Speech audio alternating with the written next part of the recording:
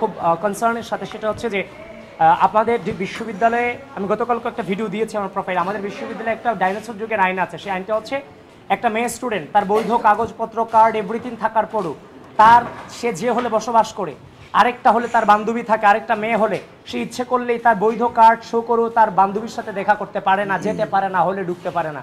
দেখেন বর্তমান যুগে এসে এটা কোনোভাবেই, কোনো ধারাতেই, কোনো পরিস্থিতিতেই এটা মেনে নেওয়া যায় না। এখন আমি নির্বাচন করছি, আমরাও নির্বাচন করছি, কারণ আমার যেমন সেন্ট্রাল প্রার্থী আছে, মেয়েরা, যেমন আমরা ছেলেরা প্রত্যেক হলে হলে গিয়ে প্রচারণা করতে পারতেছি, এখন সেন্ট্রাল মেয়েরাও তো আছে, সে রোকেয়া হলে থাকে, সে ইচ্ছা করলে শামসুন্নাহার হলে কেন্দ্রীয় প্রার্থী হিসেবে এখানে যেতে পারবে না, পারছে না, রেগুলারিটি তার কোনো অ্যাক্সেস নাই। সেটা শুধু নির্বাচন কেন্দ্রিক নয়, আমাদের সকলের জন্য, সকলের সুবিধার্থে।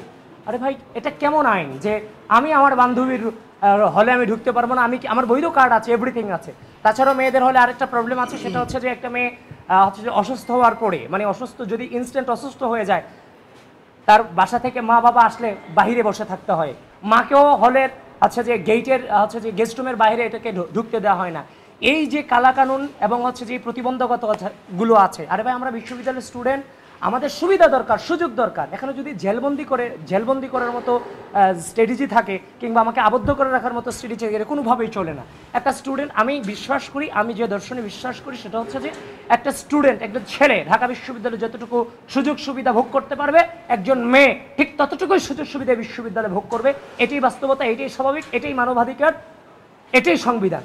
সুতরাং সেই জায়গার মধ্যে আপনি একটা ছেলেকে যেভাবে বিশ্ববিদ্যালয় তার জন্য নিরাপদ, ঠিক একইভাবে একটা মেয়ের জন্য বিশ্ববিদ্যালয় কেন নিরাপদ হবে না? কেন টাইমলি আমাকে আবদ্ধ থাকতে হবে? আমি যখন যেটা চাইবো আমি সেটাই বিশ্ববিদ্যালয় করতে চাইবো, যেটা করা যায়, কিন্তু সেটার ভিতরে সেটা নিরাপত্তা দিতে হবে বিশ্ববিদ্যালয় প্রশাসনকে।